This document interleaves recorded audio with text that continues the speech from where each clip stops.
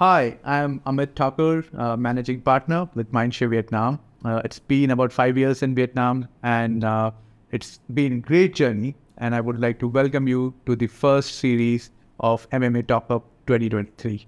And with me, we have joined by Thue Quist, CEO of Decision Lab Vietnam. And welcome to MMA Talk Hub.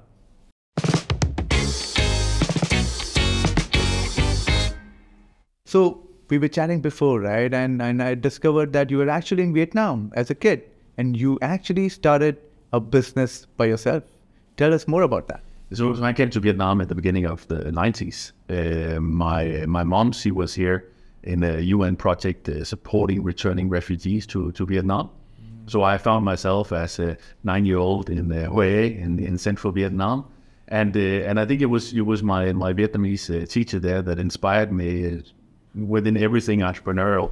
She, of course, was trading a little bit land, a little bit gold here and there, had her own shop and so on. So I also wanted to start some things. So we started scouting for a place to make Hue's first burger restaurant. Wow, and I can see that's where the entrepreneur skills were being the seed was sown, and that really shows the fact that in being in Vietnam for 15 years now, and you have founded Decision Lab, and before that at Million. And what inspired you to start these businesses and try to understand from your journey in Vietnam and before that, before we move on to really discussing the topic of the day? Yeah, so I think from the beginning it was driven mainly by entrepreneurship. I was studying in Hong Kong and came to Vietnam to complete my thesis, and in doing that I was interviewing different companies that started to outsource IT to Vietnam, and what is always there was a great opportunity to do something in this space, and I contacted my good friend 𝐂𝐏𝐃𝐄, who was working in this company Opinion back in Denmark, who was doing market research for a lot of companies in Denmark and the Nordics, and we looked at the opportunities for starting something up in Vietnam, and we presented a business plan. And finally they said, this is an amazing idea, let's do this. Then they looked at us, and we were both 24 years old, so they completely scrapped the idea, and then we had to fight our way back. And by the end of the day, then we were able to set up Opinion here, where at that time the market was still coming together. There was not that much market research being done in Vietnam, but we managed to build it up based on this case of also outsourcing processes. Few years later, we decided to do a management buyout of the consulting activities, the local market activities, and that was then what laid the foundation to Decision Lab, as we know. Awesome. Yeah, and we've been hearing about your presence through the Decision Lab in the industry forums, the way you've been contributing, to some of the challenges that the leaders face today, right?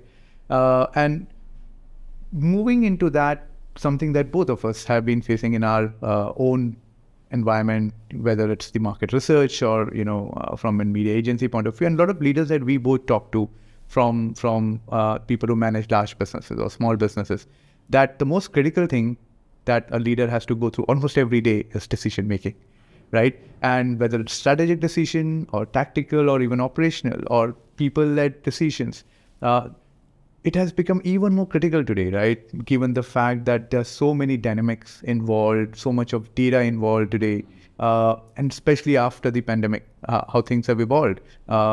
Decision-making has to be agile. Decision-making has to be more prudent in terms of what impact will it have in future, right?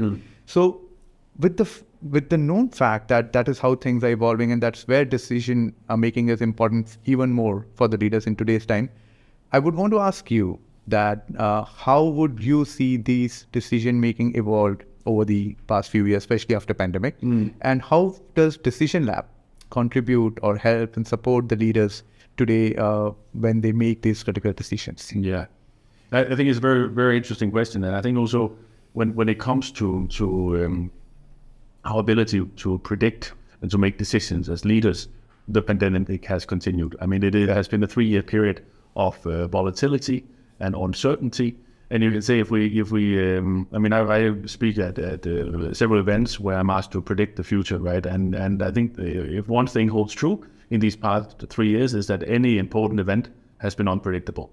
So you could almost say, is there any way to try to predict the future? Okay. And I think a lot of the research that has been done on managing in volatile times, managing when things are unpredictable, it doesn't lead to the conclusion that you shouldn't do research, but it leads to the conclusion that you need to be much more agile in the way you work. That's right. Yeah.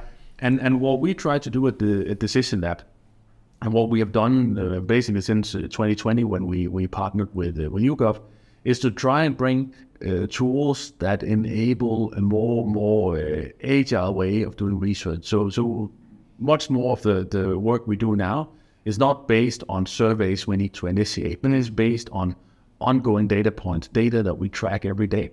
Got it. So we see, for example, when we work with brand tracking, that typically brands in Vietnam, maybe every half year, even every year, they would get a report that's 3 years old where they can see how they're performing as a brand. And I think today, with both increased competition, but also changes in consumer behavior that happens all the time, you need to both be able to get faster readings, but you also need to understand the fluidity of your brand. That's true. How it evolves in an environment with your own communication, your competitors' communication, and the changing macro environment. So that's really what we are trying to both provide, but also to explain to the market that this is really the way to go. So I think you mentioned a very important point, the fact that there is continuity of data, right? And that continuity possibly gives more robustness to the way that data is staggered and how changes have been seen over a period of year, and then making decision based on those changes and what to expect in future, right? And specifically, you spoke about brand health measurement, right? And that is something that we both deal with on our daily basis.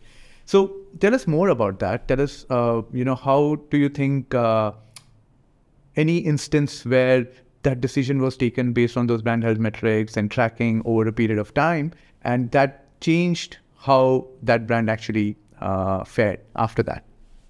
Yeah, so I think branding for companies from Vietnam is a relatively new discipline, right? And I think Vietnam really has a need to develop more local brands, to develop basically their companies and to export more. And I think what is interesting when we work with tracking over time is that we can also clearly, through our time series analysis, etc., we can clearly see which elements has an effect on customer acquisition.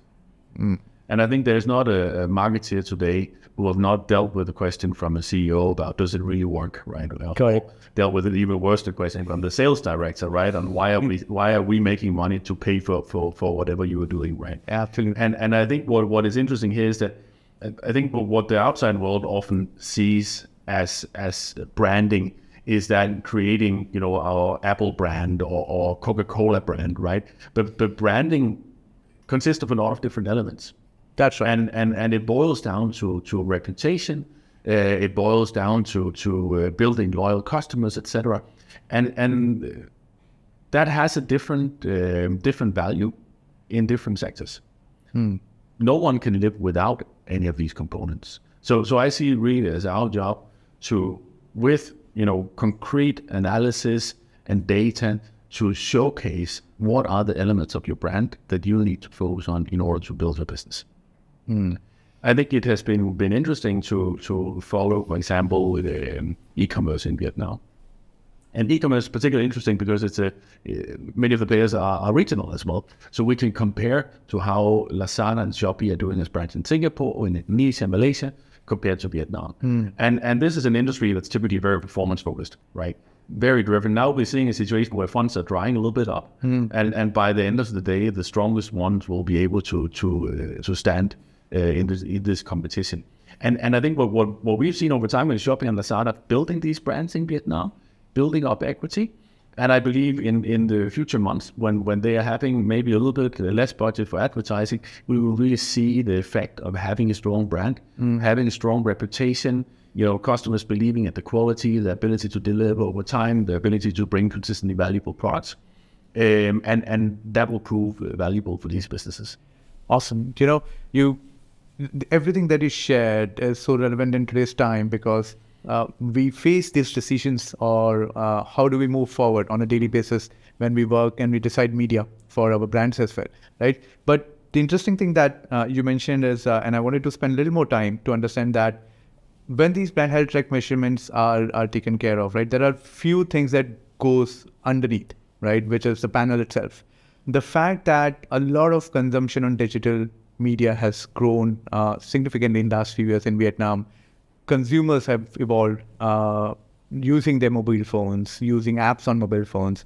How has the change in all this change incorporated in the way you track, brand health track, of this change in behavior from the consumer? And is it fair to assume that this is reflected well when advertisers today look at the brand health track, that it does take into account the changing consumer behavior? If you were to look at a media pattern, for example, how they're consuming media, because that has a direct impact on how brands today decide that they want to invest in certain platform to connect with the consumer. So you see, when you're doing research, questionnaire-based quantitative research, you ask people what they recall, right? And I think therefore it's in many ways the naked truth of have you weighted impression. We're not tracking attribution here, but we're tracking basically what is the total impact on your brand, and that goes across platforms, across partnerships, across your ability to create a trustworthy message. So I think underlying that there is a whole battle of trying to really come through with your message.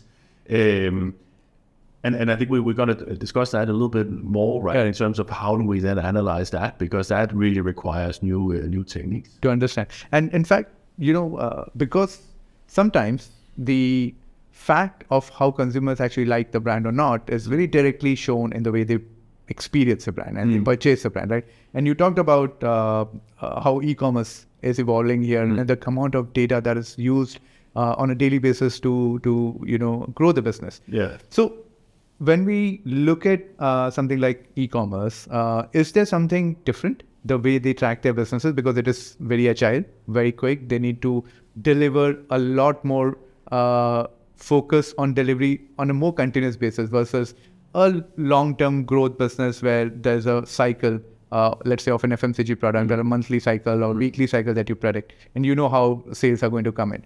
So is there a difference that you have observed in the way these two businesses track their brands or how they invest? So I think most FMCG companies in Vietnam, they will track their brands in a more traditional way. Correct.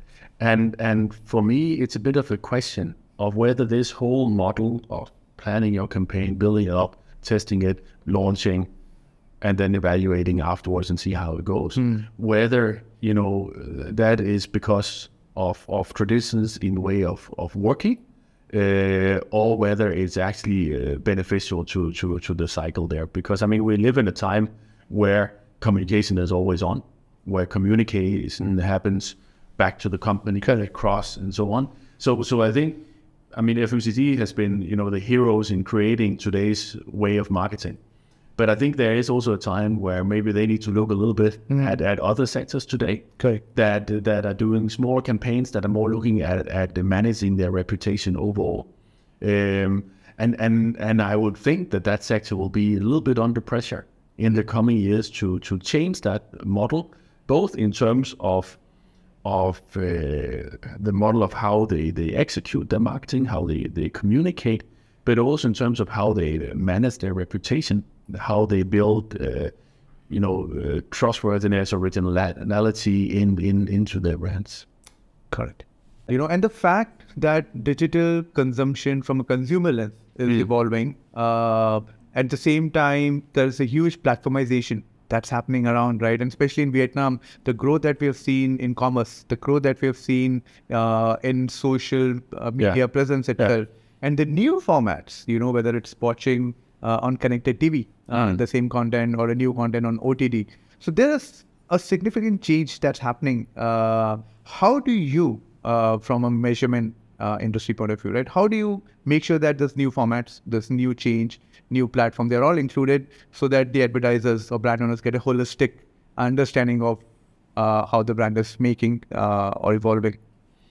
So I think everything we do surrounds how can we be a good market research agency for Vietnam.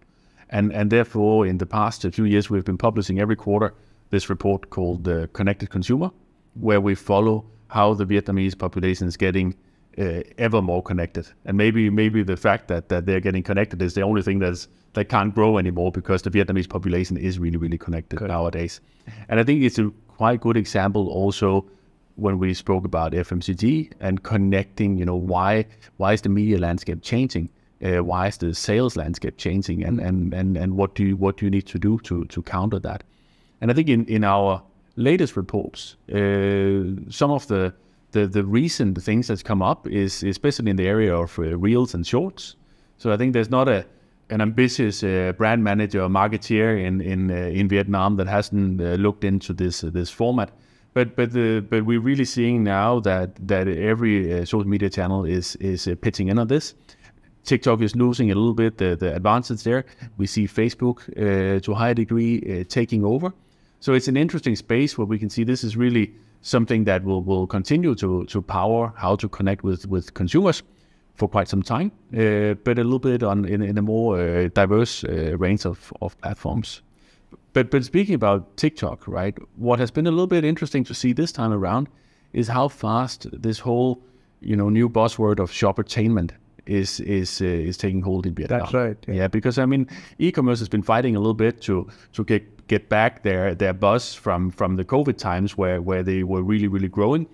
And what we're seeing now is some stabilization for those platforms, but TikTok Shop growing dramatically quarter over quarter. I'm sure this is going to have an effect on the big e-commerce players, etc. People are going to pitch into this, but it is nonetheless interesting to see that as the lead factor driving how people they shop online. And I think it should also drive how brands are using their KOLs, because suddenly, there's a whole sales system surrounding KOL, and you need to react to that in a new way.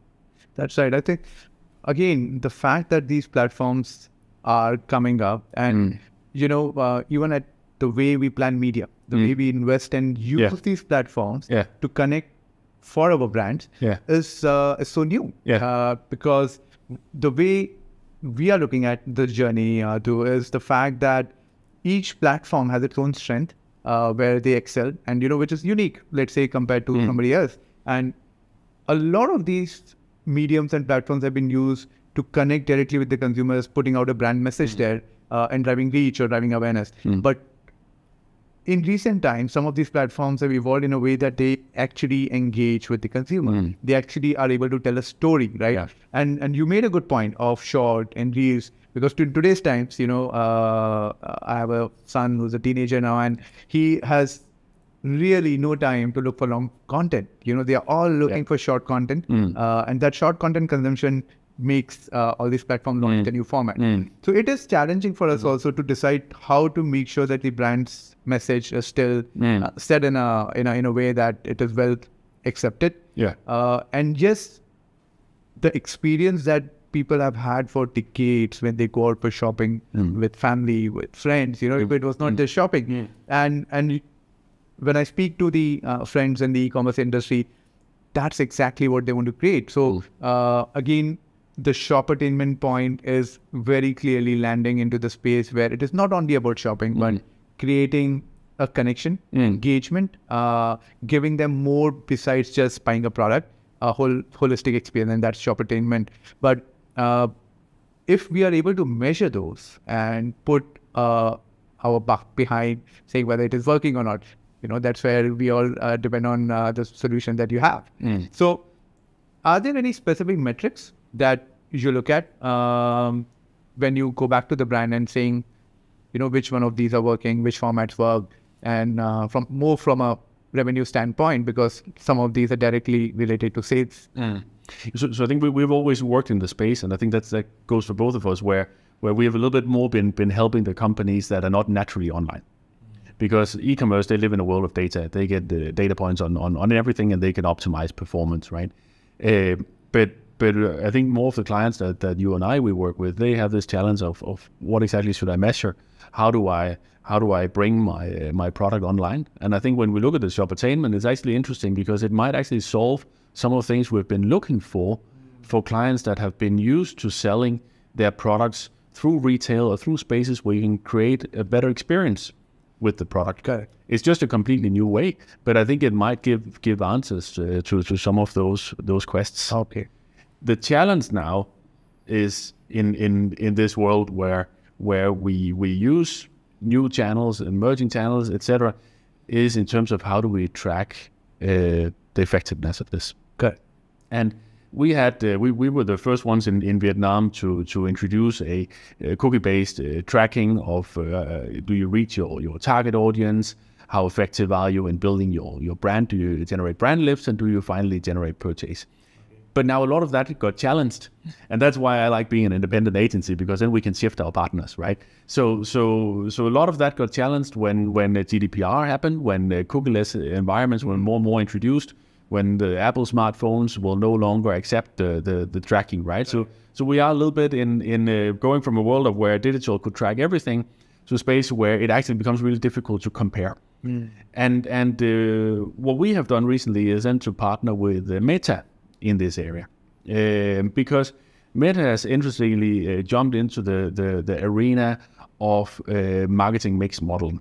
Okay. And I think with marketing mix modeling, we are taking a little bit a step back in time to when we talked about marketing mix as a beginning of every campaign planning, right? And that was a much more important part of strategy development. Now I think we're taking a step back and trying to see how can we measure the ad spend, the partnerships, all the activities we do in branding, whether for branding purposes or performance purposes, to create by the end of the day sales. And I think right now we are at a time where every marketeer is met with a CEO saying, well, I'll try and see how much of your budget I can keep, but you need to give sales, right? You need to provide the company with positive results because these are difficult times. So we need to think more short term. And I think therefore marketing mix modeling provides a great opportunity to basically model your sales and your marketing activities, and then look at what is the contribution of each of these activities on short-term sales. So, you have touched upon a very interesting point, and that's something that I was longing to ask you, that this is oldest debate going on, that well-established brands, right, and long-term investment on brand building versus short-term tactical investment on driving revenue, driving outcome or performance. How do you see these questions being answered through the lens of data that you collect, through the insights that you collect, and the experience that you have had in the industry of talking to consumers, talking to platform owners? How do you recommend the brand owners where to gear the ship? So I think, to me, I mean, a brand is an asset, right? It's money you put in the bank, and when you stop focusing on branding, then you're taking money out of the bank, right? And the value of your brand will decrease over time. For me, performance and branding does not necessarily contradict. I think branding is a lot about consistency in your message, how you communicate. So I think there are a lot of ways, even in time where we have to focus on performance, where we can also focus on brands. So I think we're going to be in an interesting time where companies are focusing less on building up their brand, but the ones who have strong brands will do better because budgets are getting cut. And an interesting point is that when we're doing marketing mix modeling, you always end up being able to maybe attribute around 20, 25, 30, 40% to the different marketing activities you're doing. And then there is the rest, the base, right? That is attributed to what your company is, your customer service, what people think about your company, things like that. That's branding. Nice. So what you're saying is it's the focus on the holistic experience that a brand gives to a consumer, right? While you may choose to invest for a short term into, let's say, media, communication, advertising, but there is a long tail of different touch points that a consumer might interact with your brand. And while you make sure those are in place, you can make sure that your brand is still stronger when you have a time when there's no investment on the brand. That's what I believe from the research side, but I believe that you are getting challenged on this every day, right? So how do you see that when budgets are being moved? So how are you trying to deal with that in every day?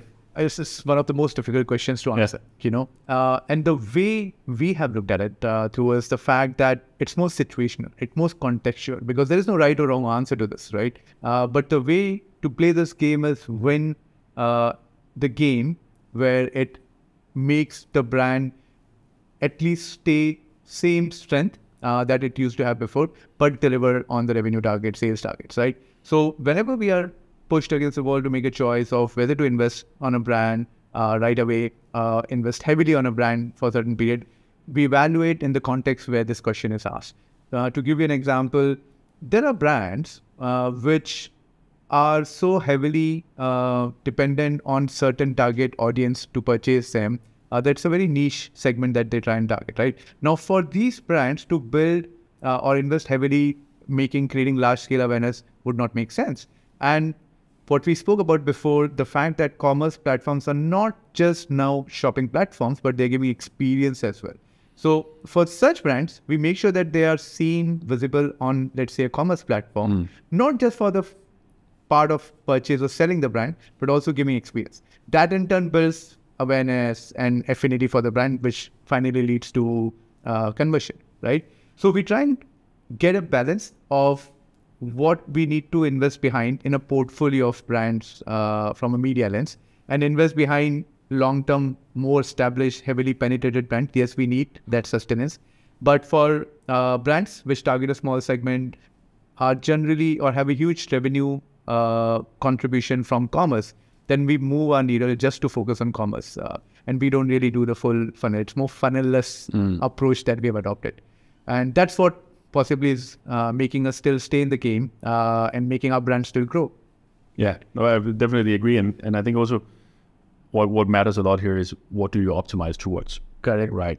So I bet in the boardrooms there will be a lot less discussion in the next quarter about brand equity and how we are doing there, and more in terms of optimizing towards sales.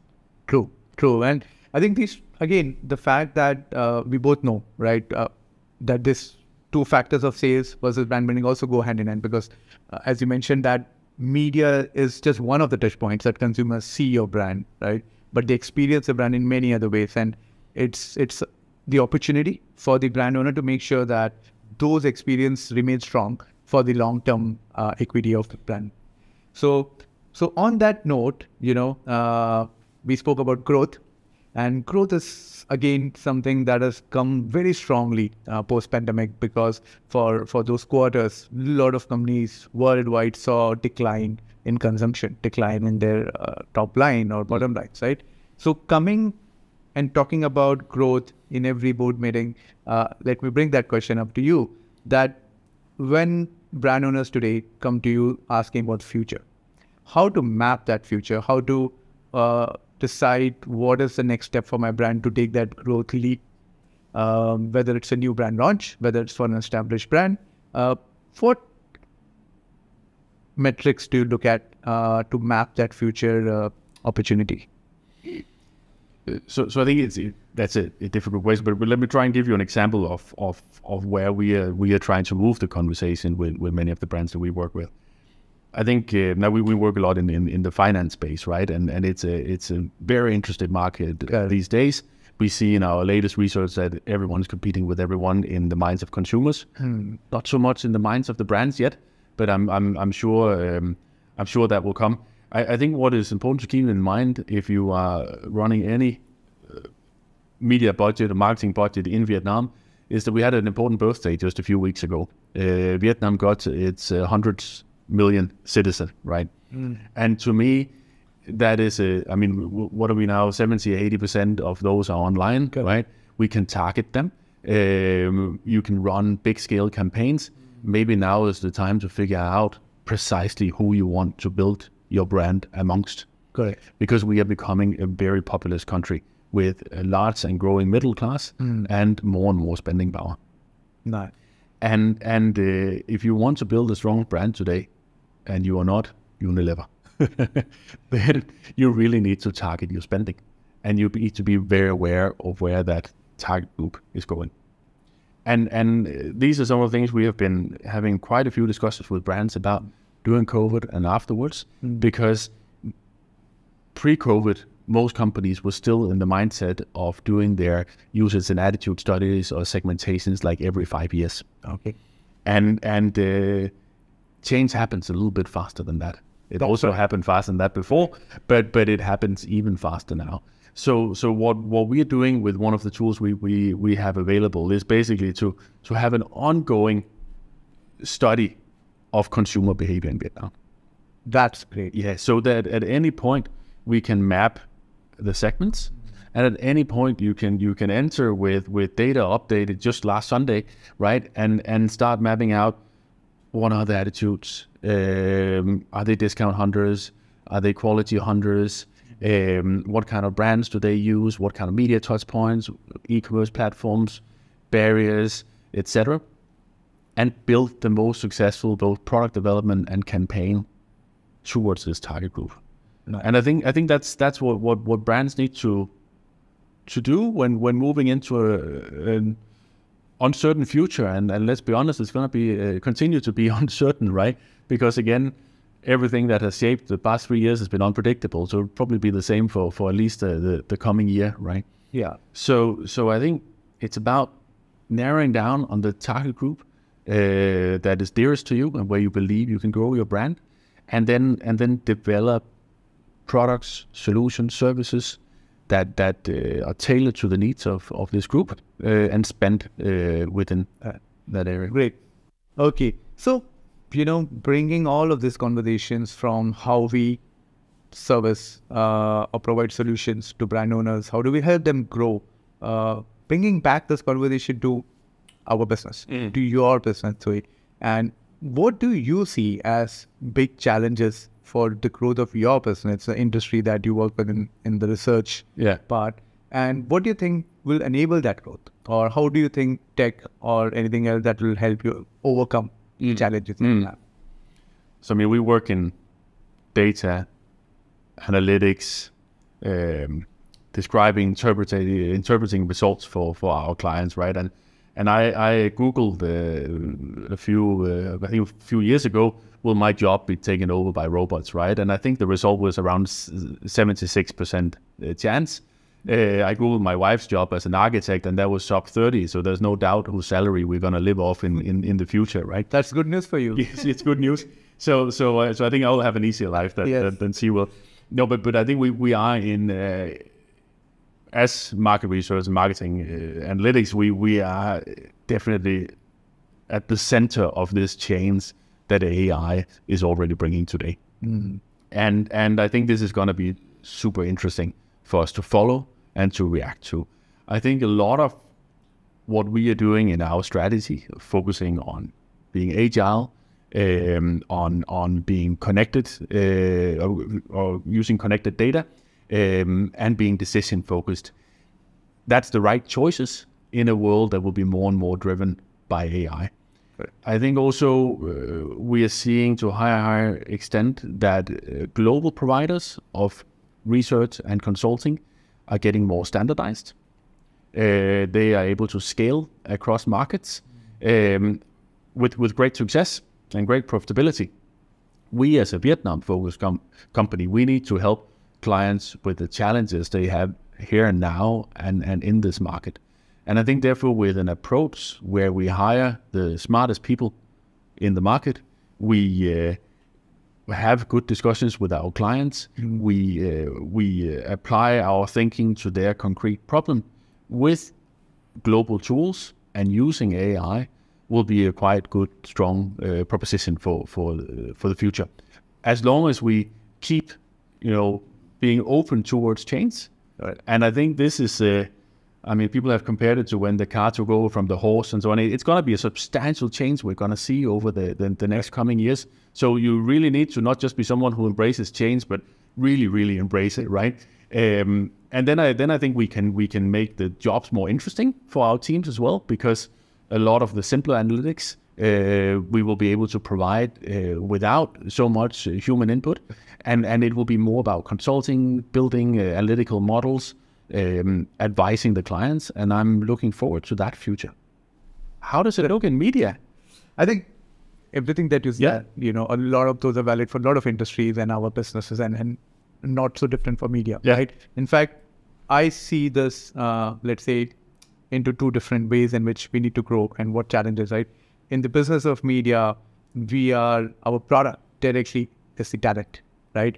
And in a market like Vietnam, where there is no direct pipeline, where there are education courses which are heavily focused on advertising, communication, media, right? Creating that talent in the market as young people who are interested in this field is where we need to make a mark. And, you know, we have started small steps in that journey where Mindshare and Group M have started a program called Media Master. And that's where we directly collaborate with the leading universities in Vietnam. And there are courses that we have designed in the media field, in the communication advertising field, post which we actually hire those talents, train them, put them onto different businesses that we have, and make sure that they learn the ropes. So I think making sure that we are ready with our talent, making sure that that talent is skilled in managing businesses for our clients, and the fact that our clientele is a huge, diverse portfolio, where we have a commerce client to a long-established brand building client towards from a CPG to an automobile client. And each one of them have different needs while everybody is looking for growth. But the way to plan in media is different, and that's why creating the talent is.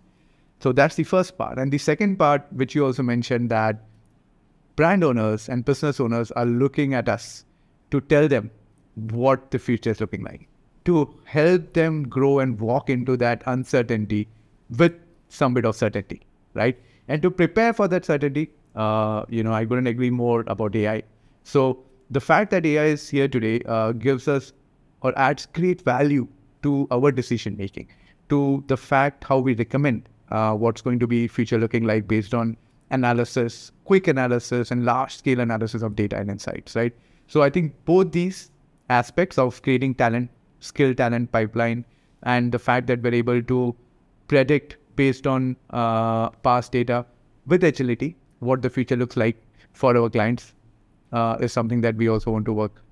And for sure, you know, market research, brand understanding of how they are, you know, performing in terms of brand health track. These are huge value adds and metrics that everybody relies on to make those decisions. So I think, you know, that brings us closer to this topic, and it was absolutely wonderful talking to you today. Thank you very much.